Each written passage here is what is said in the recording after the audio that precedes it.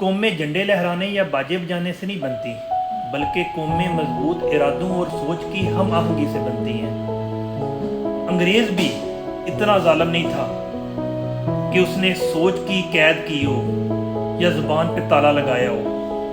अगर अंग्रेज़ ऐसा करता तो पाकिस्तान कभी ना बनता और वो भी कायदे-आज़म को कैद कर देता, लेकिन नहीं, उसने कब्ज़ा तो किया था लेकिन सोच को कैद नहीं किया, ज़ुबान पे ताला नहीं लगाया, किसी पे झूठे मुकदमे नहीं बनाए।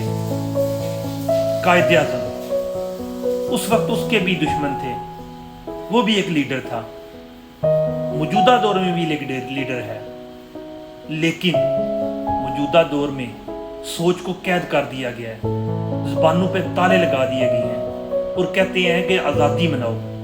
कैसी ये आज़ादी है जिसमें हम बोल नहीं सकते?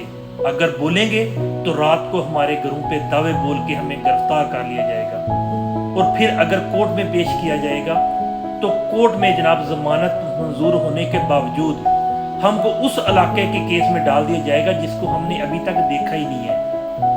वो लोग भी हैं कि जो बरूने मुल्क में रहते हैं और पाकिस्तान में 10 दिन हुए आए हुए, लेकिन उसको 2 महीने पहले केस में डाल दिया गया है।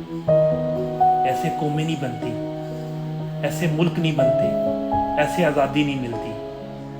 बहरहाल 14 अगस्त को पाकिस्तान कायम हुआ था, हमें आज़ादी मनानी है, लेकिन अपनी सोच को आज़ाद करके, अपनी ज़ुबानों पे लगे तालों को खोल के, अपनी हक़ खुद अरादियत के लिए आवाज़ बुलंद करके। पाकिस्तान पाइंदाबाद।